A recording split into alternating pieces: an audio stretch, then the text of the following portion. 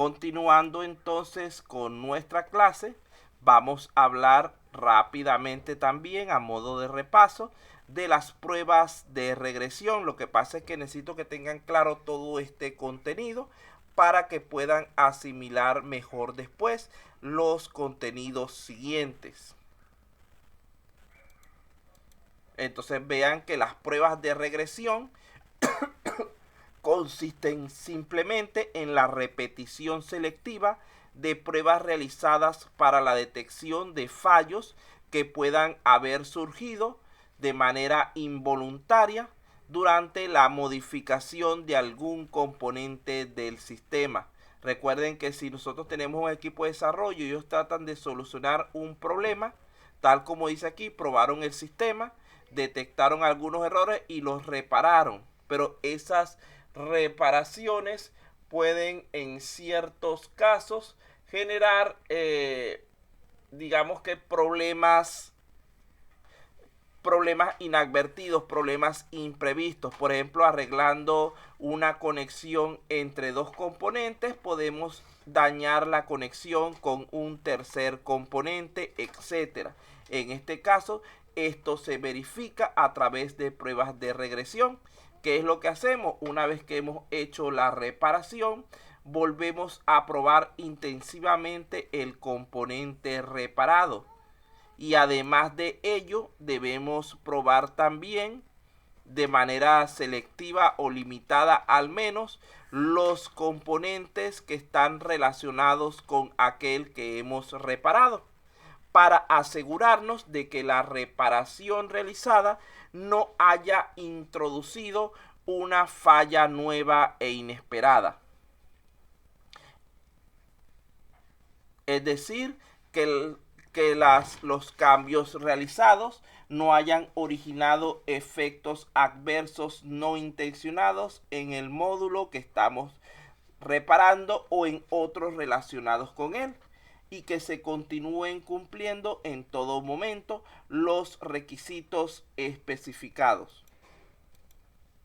Estas pruebas de regresión deben verificar lo siguiente: en primer lugar, probar íntegramente los módulos que se han cambiado, es decir, aquellos que por algún motivo han sufrido modificaciones, actualizaciones o reparaciones.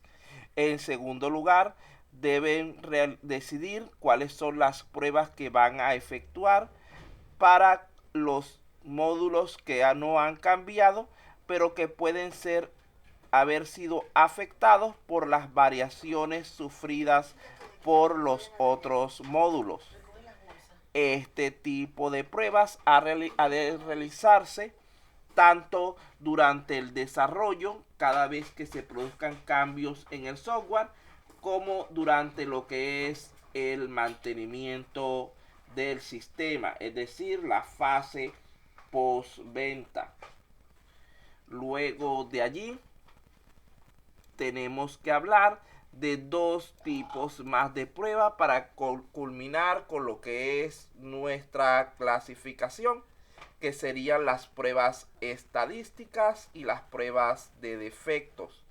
Decimos que las pruebas estadísticas se usan mayormente para el análisis de requerimientos no funcionales, como por ejemplo el rendimiento, la confiabilidad, etcétera, ya que permiten, mediante diversas técnicas, aproximar los elementos cualitativos de sistemas a valores cuantitativos que sirvan para su evaluación, utilizando, por ejemplo, valores estadísticos como los promedios y las frecuencias. Luego, en contraposición, tenemos las pruebas de defectos. Estas se usan mayormente para el análisis de requerimientos funcionales, como por ejemplo los módulos, ya que permiten, mediante diversas técnicas preferiblemente dinámicas, verificar el cumplimiento de los mismos. Estas nos dan ya valores más exactos, ya que estamos evaluando elementos cuantitativos, pudiendo entonces decidir en base a los resultados de estas pruebas qué acciones tomaremos posteriormente. Recordemos siempre que la prueba exhaustiva del software es imposible, es decir, que no se puede probar el 100% de las posibilidades de funcionamiento de ningún sistema, ni siquiera en programas sencillos. Por lo tanto, podemos decir que no existe ningún software 100% libre de errores. Recuerden que los diversos programas son creados y diseñados por personas, y así como no hay ninguna persona que sea perfecta, tampoco podemos considerar que ningún sistema lo sea.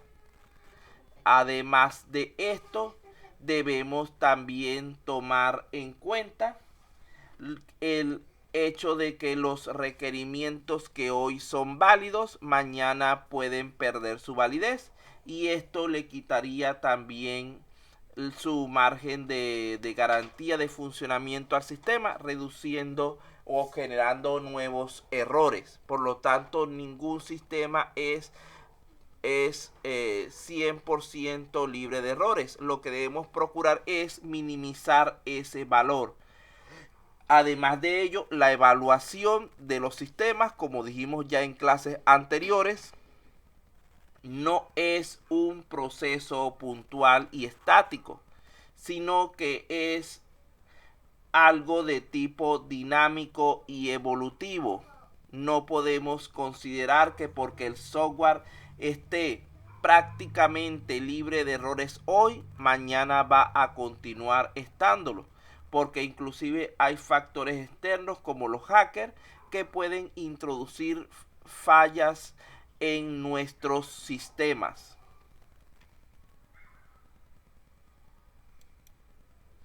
Por lo tanto, es necesario planificar y diseñar las pruebas pertinentes para poder detectar el máximo número y variedad de defectos con el mínimo consumo de tiempo y esfuerzo, y además de ello ir realizando pruebas periódicamente.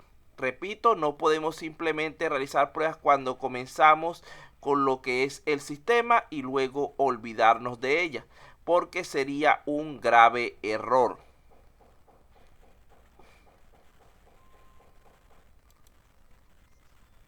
Luego de esto, para cerrar lo que es el repaso, vimos una serie de recomendaciones respecto a lo que son las pruebas. Dijimos que cada caso de prueba debe definir el resultado de salida esperado, es decir, establecer una métrica, la cual se comparará con el que obtengamos realmente. Recuerden que si no tenemos un valor de comparación, nuestra prueba no va a ser válida, porque como evaluamos algo que no podemos o que no tenemos con qué compararlo. En segundo lugar, el programador debería evitar probar sus propias aplicaciones, ya que éste siempre va a desear, consciente o inconscientemente, demostrar que su trabajo es el mejor posible, es decir, que el software funciona sin problemas, lo cual unido al hecho de su conocimiento profundo del sistema va a hacer que él tienda a realizar todos los procedimientos de manera adecuada y va a detectar en muchos casos mucho menos errores que un agente foráneo. Hay que inspeccionar a conciencia el resultado de cada prueba para así poder descubrir posibles síntomas de defectos. No es solo hacer la prueba y dejarlo hasta allí, sino que debemos analizarlas cuidadosamente. Al generar casos de prueba, debemos incluir tanto lo que son datos de entrada válidos y esperados como no válidos o inesperados. Supongamos, como ya hemos dicho, que nuestro caso fuera una evaluación de temperatura, donde nuestro margen válido sea entre 30 y 40 grados. ¿Qué implicaría esto? Que debemos primeramente probar con valores válidos, es decir, por ejemplo, con el 30, con el 40 y con el 35, por decir un número, que son valores que se encuentran dentro del rango permitido. Una vez que hayamos hecho esta prueba, deberíamos también intentar con valores fuera de rango, con valores no válidos. Es decir, por ejemplo, con el 50, que ya sale del rango que era hasta 40, o con el menos 10, que ya sale del rango de 30 grados. Debemos probar también con valores inesperados como números negativos, valores con parte decimal, con coma, valores extremadamente grandes. También podemos probar dejando el campo vacío. Podemos probar introduciendo en vez de números letras o caracteres especiales. Todos estos son elementos que debemos tomar en cuenta cuando generemos nuestras pruebas. Las pruebas deben centrarse siempre en dos objetivos fundamentales. Por lo general nos olvidamos o descuidamos el segundo. El primero es comprobar si el software no hace lo que debe hacer. Es decir, estamos hablando de una validación de los elementos funcionales, de los requerimientos del software. ¿Qué es lo que acostumbramos a probar normalmente? Pero también es necesario comprobar que el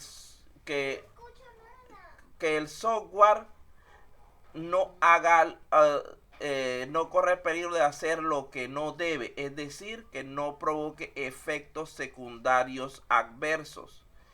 Este tipo de evaluaciones se refieren, por ejemplo, a que cuando generemos una situación de error, el sistema sea capaz de manejarla adecuadamente, a que no se permita el acceso del usuario a elementos que no le corresponden, etcétera. Es decir, está más vinculado con factores no funcionales.